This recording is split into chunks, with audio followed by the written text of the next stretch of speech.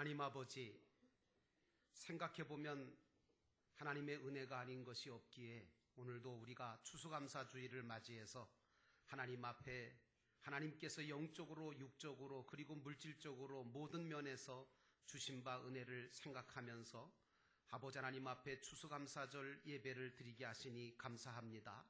오늘 이 한 시간 이 예배를 드리는 모든 심령들이 마음마다 감사가 가득 차게 도와 주옵시고, 왜 내가 감사해야 하는지, 또 감사함으로 내가 어떠한 축복을 받는지 이 사실들을 깨달음으로 온전한 감사를 하나님 앞에 드릴 수 있도록 하나님께서 성령으로 역사해 주옵소서. 오늘 이 한 시간 말씀을 듣는 가운데 우리 마음이 바뀌고 생각이 바뀌고 우리 인생이 바뀌게 하셔서 하나님께서 남은 인생 동안 복되게 살아가도록 성령으로 역사해 주시기를 예수님의 이름으로 간절히 기도하였사옵나이다. 아멘. 오늘은 여러분들과 함께 추수감사주의를 예배를 드리게 되었습니다. 이 추수감사절이 만들어진 유래를 보면 1620년 9월 6일 영국으로부터 신앙의 자유를 찾기 위해서 청교도들이 메이플라워라고 하는 그런 배를 타고 신대륙을 건너오게 된 데부터 출발합니다. 영국에서 출발할 때는 수백 명, 그리고 많은 사람들이 꿈을 가지고 출발을 했습니다마는 아메리카 대륙에, 미국 대륙에 도착한 사람은 남자 78명, 여자 24명 뿐이었습니다. 그러나 이렇게 어렵게 도착한 이 미국 땅, 그 땅은 너무나 드넓은 황야였고, 그리고 곧바로 추운 계절이 닥쳐왔기 때문에 먹을 것도 없고, 그리고 정말 따뜻한 잠자리를 할 그런 장소도 마련되지 않았던 그들에게는 그야말로 심한 고통과 추위와 굶주림으로 어려움을 겪을 수밖에 없는 그런 처지가 되었습니다. 하지만 그들은 그 추운 겨울, 심한 고통과 추위와 굶주림을 믿음으로 다 견디고, 그 다음에 봄이 찾아오니까 그 땅에 살고 있던 인디언들이 옥수수와 그리고 완두콩과 밀과 보리의 씨를 들고 그들을 찾아오게 됩니다. 하나님의 역사지요. 그리고는 농사하는 방법을 친절하게 그들에게 알려주었습니다. 이것이 바로 섬김이고 나눔의 정신이기도 합니다. 그렇게 해서 그해 이제 봄이 가고 여름이 가고 그리고 가을이 되니 그들은 곡식과 열매들을 처음으로 거두게 되는 감격스러운 일들을 겪게 됩니다. 그때에 그들은 가장 먼저 하나님 앞에 감사의 예배를 드리기로 했습니다. 그들은 모든 것이 하나님의 은혜라고 생각했던 것이죠. 그들이 이 땅에 도착할 수 있었던 것도 하나님의 은혜고, 생명을 잃지 않은 것도 하나님의 은혜고, 그리고 그 땅에서 인디언들의 도움을 받아서 농사를 짓고 정착해서 추수하게 된 것도 하나님의 은혜, 모든 것이 하나님의 은혜라고 감사하기 시작했습니다. 그래서 그들은 추수한 곡식과 과일을 하나님 앞에 바치면서 예배를 드렸습니다. 우리 영도교회도 이 제단 앞에 지금 많은 것들이 하나님 앞에 바친 분들이 계신데, 이렇게 그들은 곡식과 과일을 하나님 앞에 바치면서 예배를 드렸고, 또 야생 칠면조와 팬케이크를 구워서 인디언들, 자기들에게 도움을 주었던 그 인디언들을 초청해서 함께 음식을 나누어 먹으면서 기쁨을 나누었습니다. 이것에 대한 모든 사실들을 기념하기 위해서 1864년 링컨 대통령은 11월 셋째 주를 정해서 감사신앙을, 정말 그들이 갖고 있던 그 감사의 신앙을 우리가 지키자, 그리고 보존하자. 그래서 그 주간을 추수감사주일로 선포했던 것입니다. 이 추수감사절 예배는 그러므로 구원받고 은혜를 받은 우리 모두가 마땅히 하나님 앞에 드려야 할 예배인 것입니다. 그래서 시편 기자는 시편 116편 2절, 12절로 14절에 이렇게 말합니다. 여호와께서 내게 주신 모든 은혜를 무엇으로 보답할꼬? 여호와의 이름을 부르며 나의 소원을 여호와께 갚으리로다 라고 말했습니다. 하나님이 주신 은혜에 감사하는 모양은 여러 가지 모양이 될 수 있다고 봅니다. 그래서 우리 영도교회에서는 오늘 오후 3시에 목장들이 모여서 찬양을 준비해서 하나님 앞에 감사의 제사를 드립니다. 하나님은 우리가 하나님 앞에 무엇이든지 감사함으로 받을 줄 알고, 그리고 감사함으로 행할 때에 그걸 기뻐하시고, 그리고 그런 사람에게 복을 주시고 은혜를 주시는 줄로 믿습니다. 그런데 우리로 하여금 이렇게 믿음으로 감사하지 못하게 만드는 아주 못된 요소가 하나 우리 가운데 있는데, 그게 바로 무엇이냐 하면 염려입니다. 따라합시다. 염려. 네, 염려예요. 감사하지 못하게 하는 가장 악한 요소 중에 하나가 바로 염려예요. 그래서 우리 주님은 본문 26절에 공중의 새를 보라 그렇게 말씀하시면서, 그것들은 심지도 않고 거두지도 않고 창고에 모아들이지도 아니하되 너희 하늘 아버지께서 기르시나니 너희는 이것들보다 귀하지 아니하냐 그렇게 말씀하시면서 31절에 뭐라고 하시느냐면, 그러므로 염려하여 이르기를 무엇을 먹을까, 무엇을 마실까, 무엇을 입을까 하지 말라. 이는 다 이방인들이 구하는 것이라. 너희 하나님 아버지께서 이 모든 것이 너희에게 있어야 할 줄을 아시느니라. 이렇게 말씀해 주셨습니다. 그런데 말이죠, 이 말씀을 우리가 잘못 받아들이면 어떻게 받아들이냐면, 우리는 아무 일 하지 않아도 하나님께서 다 먹여주신대더라, 입혀주신대더라, 그러니까 너희는 염려하지 말고 그냥 가만히 편안하게 그냥 살아라, 이렇게 무책임한 말씀으로 이 말씀을 받으시면 안 됩니다. 그 말씀이 아니에요. 오늘 우리 예수님께서 하신 이 말씀은 우리가 쓸데없는 염려를 먼저 하지 말라는 거예요. 왜 염려를 먼저 하느냐 그런 얘기죠. 우리가 해야 될 먼저는 뭐냐? 모든 것을 창조하시고 모든 것을 다스리시고 모든 것을 주관하시는 그 하나님을 믿는 온전한 믿음을 가지고 감사하며 사는 게 먼저가 돼야 된다는 거죠. 그리고 세상적이고 육신적이고 그리고 물질적인 것을 우선적으로 추구하지 말고 너희는 먼저 하나님의 나라를 위해서 그리고 하나님의 뜻을 구하면서 살으라는 거예요. 우선순위가 그렇다는 겁니다. 그러면 하나님께서는 먼저 우리가 하나님의 나라를 위해서 일하고 먼저 하나님의 뜻을 행하려고 하면 하나님께서는 이 모든 것을 더하시겠다라고 하는 말씀입니다. 자, 그렇다면 여러분, 믿음은 도대체 어디서부터 시작되는 겁니까? 믿음은요, 하나님이 어떤 분이신가를 아는 데서부터 시작되는 게 믿음입니다.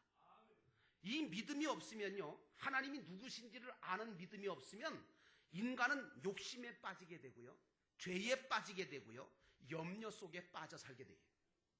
하지만 하나님이 어떤 분이신가를 알면요, 확실하게 믿으면 믿음도 충만해질 뿐만 아니라 감사도 차고 넘치게 되어지는 줄로 믿습니다. 여러분, 믿음이 충만해지면 주어진 모든 것에 대해서 감사하게 돼요. 또 하나님이 주시고 허락하신 대로 족하게 생각하고 감사함으로 살겠다는 마음이 생겨서 결코 근심이나 걱정이나 염려에 빠지지 않게 될 수 있습니다. 그러므로 저와 여러분은 진짜 염려해야 될 것이 따로 있습니다. 무슨 말이냐? 아니, 염려하지 말라는데 무슨 또 염려를 하라고 말씀하십니까? 여러분, 성경에 염려가 두 가지가 있는데요, 하나는 세상 염려고요, 하나는 하나님의 뜻대로 하는 염려입니다. 여러분, 그래서 오늘 진짜 우리가 걱정하고 우리가 염려해야 될 것은 뭐냐 하면 먹고 마시고 입는 것이 되면 안 된다는 거예요. 어떻게 하면 내가 하나님 아버지를 기쁘시게 할까? 어떻게 하면 내가 믿음으로 살면서 하나님의 뜻을 이루는 삶을 살까? 이 고민을 하라는 겁니다. 이 고민을 가지고 하나님의 영광을 위해 살아가려고 하는 사람들에게 하나님께서 모든 것들을 채워주시겠다는 겁니다. 여러분, 에드먼드 히빗이라고 하는 여사가 찬송가를 지었어요. 우리가 늘 잘 부르는 찬송가 중에 하나인데, 우리 찬송가의 370장을 보면 주 안에 있는 나에게 딴 근심이 있으랴, 이 찬송을 바로 이 에드먼드 히빗이라고 하는 여사가 지었습니다. 그런데 그 히빗 여사는 그 찬송 중에서 맨 마지막 부분에, 후렴 마지막 부분에 뭐라고 하냐면 내 앞길 멀고 험해도 나 주님만 따라가리 라고 고백을 합니다. 그러면서 믿는 자들은 주님만 따라가면서 주님이 주시는 대로만 살면 두려움이 면해서 기도도 되고 한숨이 면해서 노래도 되고 주님의 자비를 베푸셔서 우리의 궁핍함을 아시고 채워주실 뿐만 아니라 하늘나라 갈 때까지 보호해 주신다고 고백하고 있습니다. 여러분, 이 사실들을 여러분들이 믿음으로 받아들이시기를 축원합니다. 그렇습니다. 맞습니다. 그런데 왜 인간들이 욕심을 부리느냐? 왜 인간들이 염려에 빠지느냐? 하나님에 대한 믿음이 적어서 그래요. 그리고 주신 모든 것에 대해서 충분히 감사하지 못하기 때문에 문제가 생기는 겁니다. 그러다가 욕심과 염려가 생기고 그러다가 결국은 죄 가운데 타락하고 죽게 되어지는 겁니다. 저희 교회에서 하고 있는 생명의 삶 공부가 있는데 이 생명의 삶 공부의 내용 중에 하나 참 은혜스러운 게 있어요. 그게 뭐냐? 우리의 내일은 결코 우리 손에 달려있는 게 아니라는 거예요. 여러분, 오늘 저와 여러분의 내일이 우리의 손에 달려있습니까? 착각하지 마십시오. 아닙니다. 결코 우리 손에 달려있는 게 아니라 하나님의 손에 달려있는 것입니다. 그러므로 왜 우리는 믿음을 가지고 매일매일 감사함으로 살아야 되느냐? 이것 때문에 그래요. 왜? 내일이 내 손에 달려있는 게 아니라 하나님의 손에 달려있단 말이에요. 그래서 여러분들은 매일매일 감사하면서 사셔야 돼요. 제가 감사해야 될 이유를 세 가지만 말씀을 드리려고 하는데, 첫째는 하나님의 명령이기 때문에 우리 감사해야 돼요. 출애굽기 23장 14절로 16절에 보면 하나님은 매년 3번 절기를 정하시고 그걸 지키라고, 감사함으로 지키라고 말씀하세요. 무슨 절기냐? 애굽에서 해방되었으므로 무교병 절기를 지키라고 하시고, 내가 수고해서 밭에 뿌린 것에 첫 열매를 거두었을 때 맥추절을 지키라고 말씀하시고, 내가 수고하여 이룬 것을 연말에 밭에서부터 거두어 저장했을 때 수장절이라고 하는 것을 지켜서 감사하라고 하시면서, 감사하되 빈손 들고 나와서 감사하지 말고 무언가 하나님 앞에 감사의 제물을 가지고 나와서 감사할지니라, 이렇게 말하고 있어요. 여러분, 그런데 말이죠, 하나님께서 하시는 모든 명령은 좀 특별한 건 아세요? 무슨 말씀이냐면, 세상 군대나 세상 사회나 직장에서 상사가 또는 상급자가 명령하는 그 명령은, 그건 우리를 위해서 하시는 명령하는 게 아니라 회사가 필요하니까, 당신이 편하기 위해서 명령하는 게 그거잖아요. 그런데 하나님의 명령은 어떠냐? 하나님의 명령은 순전히 저와 여러분들을 더 복되게 만드시기 위해서 하시는 명령이란 말이에요. 그래서 순종할 가치가 있는 거예요. 하나님의 명령대로 순종해서 잘못되는 경우는 없거든요. 사람의 명령대로 했다가 사기당하고 그러는 거지, 하나님의 명령대로 했다가 손해보는 경우는 없습니다. 그래서 우리는 성경대로, 성경적인 교회를 세워야 되고 성경대로 우리가 믿어야 되는 거예요. 그래서 하나님의 명령은 세상 사람들의 명령과는 달리 더 복되게 만드시려고, 더 행복하게 만드시려고, 그래서 명령하시는 명령인 것으로 받아들이시기를 축원합니다. 그러므로 성도는 감사하는 자가 되라 그랬으면 감사하는 자가 돼야 돼요. 괜히 불평하는 자 되지 마시고. 그러니까 성도는 명령을 주신 것부터 감사하면서 감사함으로 그 명령을 준행하다 보면 반드시 끄트머리에 가면 하나님께서 복이 되게 하시고 선을 이루시는 줄로 믿습니다. 두 번째로, 하나님께서 우리를 구원해 주셨기 때문에 우리는 감사해야 됩니다.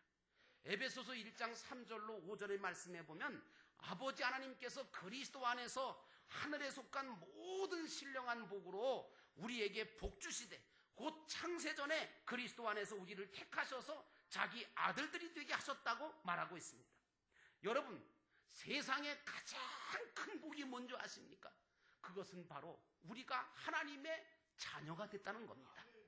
하나님의 구원을 받고 죄사함 받아 하나님의 자녀가 됐다는 이 사실 하나만은 가장 큰 복인 줄로 믿습니다. 그래서 시편 기자는 시편 51편 12절과 13절에 뭐라고 말하냐면 구원의 즐거움을 가지고 자원하여 하나님 앞에 감사하는 것이 옳다라고 말하고 있습니다. 하나님이 우리에게 주신 가장 큰 은혜는 죄를 용서하셔서 구원하셔서 당신의 자녀가 되게 하시고 천국의 소망을 주셨다는 것입니다. 이 사실 때문에 감사하는 저와 여러분 되시기를 축원합니다. 세 번째로 우리는 감사할 수밖에 없기 때문에 감사해야 돼요. 이게 또 무슨 말인가? 여러분, 감사할 수밖에 없는 거예요. 성도는 현재 생활에 족한 줄 알아야 돼요. 그리고 범사에 감사해야 마땅해요. 사실 몰라서 그렇지, 우리는 감사할 이유를 못 찾아서 그렇지, 우리가 감사할 이유는 이 세상에 가득 차 있습니다. 하나님께서 햇빛을, 공기를, 때를 따라 내리시는 비를 주시고 자유와 평화를 주시고 건강과 물질을 비롯해서 우리 인간들이 필요한, 살아가는 데 필요한 모든 것을 다 주셨기 때문에 오늘 우리 믿는 자들은 다 하나님 앞에 감사할 수밖에 없어요. 무엇보다 우리에게 믿음을 주셨잖아요. 나 같은 죄인을 살리시고 성령을 부어주셔서 하나님의 영광을 위해서 일하게 하신 것, 이 자체를 감사하는 저와 여러분 되시기를 축원합니다. 그래서 사도 바울은 데살로니가전서 5장 18절에 범사에 감사하라, 이는 그리스도 예수 안에서 너희를 향하신 하나님의 뜻이라고 분명히 했습니다. 여러분, 범사라고 하는 게 뭡니까? 잘 될 때만 감사하는 건가요? 아니요. 안 될 때도 감사하는 거예요. 좋을 때만 감사하는 게 아니라 나쁘고 슬프고 어려울 때도, 고통스러울 때도 감사를 잃지 말라는 얘기예요. 세상 사람들은 잘 되면 자기가 잘해서 잘 된 것처럼 교만해지고, 안 되면 누구 때문에 안 됐다고, 누구 때문에 이렇게 됐다고 원망하고 낙심합니다. 그러나 우리들은 잘 되고 못 되는 것을 문제 삼으면 안 돼요. 적어도 예수 믿는 사람은요, 잘 되고 못 되는 것을 문제 삼을 게 아니라 모든 것을 합력하여 선을 이루시는 그 하나님 자체가 나에게 계시다는 것, 내 아버지라는 것, 이 자체를 감사하시기를 축원합니다. 그래서 여러분, 하박국 선지자는 뭐라고 하는가 하면 모든 것이 없을지라도 나는 여호와로 인하여 즐거워할 거다. 여러분, 무엇보다 감사는 누가 할 수 있느냐 하면요, 주신 것에 대해서 자족하고 만족할 줄 아는 사람이 감사하는 자가 되지, 주신 것에 대해 감사도 못하고 만족하지도 못하는 사람은 감사를 못합니다. 인생의 즐거움과 행복은요, 물질에 있는 게 아니에요. 소유에 있는 게 아니라고요. 족한 줄 아는 데 있는 거예요. 그 사도 바울은 자족할 줄 아는 사람이었거든요. 그래서 늘 감옥에서도 뭐예요? 기뻐하라, 감사하라, 입에 붙었어요. 왜? 족한 줄 알거든요. 여러분, 하나님이 주신 은혜를 족한 줄 알기를 축원합니다. 족한 줄 아는 사람은 빈곤한 중에도 즐거워할 수 있습니다. 족한 줄 알지 못하는 사람은 풍부한 가운데서도 근심 속에 삽니다. 여러분은 어떻게 사실래요? 근심 속에 사실래요? 아니면 정말 즐거움으로 사실래요? 그래서 사도 바울은 디모데한테 뭐라고 권면하냐면, 우리가 세상에 아무것도 가지고 온 것이 없음에 또한 아무것도 가지고 가지 못하리니 우리가 먹을 것과 입을 것이 있은즉 족한 줄로 알 것이니라고 디모데전서 6장 7절로 8절에 말하고 있습니다. 진정한 감사의 생활은요, 어떤 환경에서나 감사하는 생활이잖아요. 행복과 불행은요, 종이 한 장 앞뒤면의 차이일 뿐입니다. 문제는 내 정신이, 내 마음이, 내 생각이 감사를 향해서 있느냐 아니면 불평불만을 향해서 있느냐, 이게 우리 인생을 결정하는 겁니다. 이게 우리의 삶을 결정하는 겁니다. 그 사람 얼굴 보면 알아요. 그 사람이 감사를 향해서 지금 생각이, 마음이, 정신이 지금 감사를 향해서 있는지 아니면 그냥 불평불만을 향해서 있는지 얼굴 보면 벌써 드러나잖아요. 그냥 어떤 사람은 그냥 불평불만이 그냥 도덕도덕 붙었어 그냥. 근데 어떤 사람은 진짜 감사가 차고 넘치잖아요. 여러분, 그래서 여러분들과 제가 어떻게 우리 마음과 정신과 생각이 어디를 향해서 있느냐, 이건 대단히 중요한 겁니다. 여러분, 근심도 없고 걱정도 없고 눈물도 없고 고통도 하나도 겪지 않은 인생을 여러분은 보신 적이 있으십니까? 어떤 사람이 그러던데요. 여러분 주변에 있는 집집마다 다 뒤져서 다 한 번 가서 문 두드리고 한번 물어보세요. 이 집에는 한 번도 근심이나 걱정이 없고 눈물이나 고통을 겪지 않고 지금까지 지내오셨습니까? 물으시면 아마 소금 뿌리고 내쫓을 거예요. 우리가 지금 얼마나 고통스럽게 살아왔는데. 여러분, 이 세상에는요, 근심과 걱정과 눈물과 고통 하나도 겪지 않고 인생을 살 수 있는 인생은 하나도 없습니다. 어느 집이든 가서 물어보세요. 누구에게든 물어봐도 대답은 똑같아요. 어떤 사람은 건강 때문에 걱정하고, 어떤 사람은 가난해서 고통당하는 자 하면, 어떤 사람은 돈이 또 너무 많아서 화근이 돼가지고 걱정 근심하는 사람도 있고, 그 밖에 또 부모의 문제, 부부의 문제, 직장 문제, 이성 문제, 친척 간의 문제, 자식의 문제, 인간 생활에는요, 걱정과 염려와 눈물의 씨로 꽉 차 있는 게 그게 바로 우리 인생이에요. 그런데 여러분, 이러한 인생의 현실적인 문제를 극복할 수 있는 길이 뭐냐? 그걸 신앙으로 극복해 갈 수 있는 그런 딱 하나의 방법은 뭐냐? 감사하는 거예요. 그 외에 방법이 있으면 저한테 얘기하세요. 없어요. 여러분, 신앙이 있는 사람하고 없는 사람하고 구별하는 방법이 하나 있는데, 그거는 감사하는 마음이 있는지 없는지를 스스로 질문해 보면 알아요. 데살로니가전서 1장 3절에 모든 일에 감사하라고 말씀하고 있어요. 그리고 디모데전서 2장 1절에는 모든 사람을 위하여 감사하라고 말하고 있습니다. 우리가 감사의 씨를 마음속에 뿌리면 행복의 열매를 거두게 되지만, 불평과 불만의 씨를 뿌리게 되면 가슴에서부터 불행의 열매가 맺어지는 겁니다. 대설교가였던, 그리고 훌륭한 목회자였던 제가 존경하는 스폴전 목사님은 이렇게 말했습니다. 우리에게 별빛 주신 은혜를 감사하면 하나님은 우리에게 달빛을 주실 것입니다. 우리에게 달빛 주신 은혜를 감사하면 하나님은 우리에게 햇빛을 주실 것입니다. 우리에게 햇빛 주신 은혜를 감사하고 찬양하면 하나님은 우리에게 햇빛도 소용없는 신비의 광채를 우리 마음속에서 영원히 빛나도록 축복해 주실 것입니다. 맞습니다. 여러분에게도 이런 축복이 있으시기를 축원합니다. 하나님을 찾아가는 주소가, 그러니까 하나님이 거하시고 있는 주소지가 두 군데가 있대요.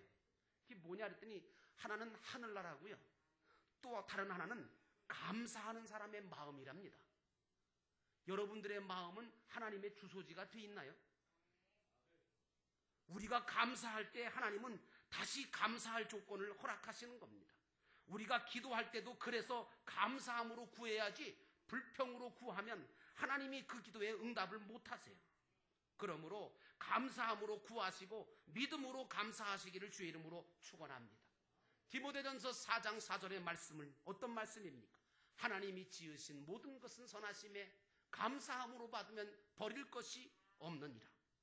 성도 여러분, 오늘 여러분의 삶이 하나님 앞에 깊이 감사하면서 하나님의 뜻대로 살아가려고 하는 가운데 하나님이 그 감사하는 여러분의 심령에 가장 따뜻하고 가장 좋은 것들로 채워주시는 복된 삶이 계속되어지시기를 주의 이름으로 축원합니다. 기도하시겠습니다. 하나님, 오늘도 이 시간 우리가 진정으로 감사하는 자가 되게 도와주옵소서. 이 시간 우리 함께 통성으로 기도하실 때 하나님께서 오늘 우리에게 주신 모든 은혜, 그 사랑, 그 믿음, 하늘나라 소망, 하나님께서 그거 안 주셨다면 벌써 우리는 낙심해서 죽을 수밖에 없는 인생들이 아닌데, 하나님께서 우리에게 믿음도 주시고 그리고 사랑도 주시고 하늘나라 소망도 주셔서 이렇게 살아갈 수 있어서 너무 감사합니다. 하나님, 앞으로도 우리 마음속에는 불평불만보다는 감사의 마음으로 가득 차게 하소서.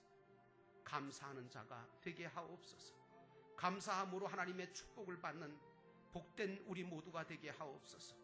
이 추수감사절에 우리 심령이 감사로 바뀌어지게 하옵소서. 이 시간 우리 함께 통성으로 기도합니다. 사랑기시